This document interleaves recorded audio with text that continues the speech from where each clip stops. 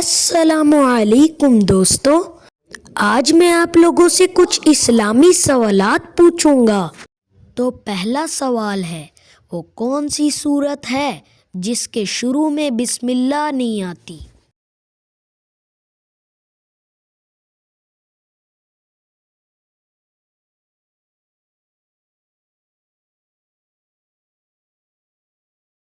جواب: سورۃ التوبہ۔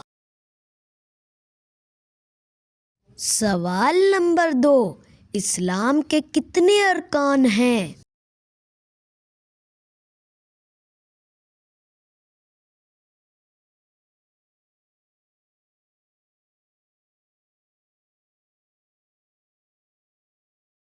جواب: 5۔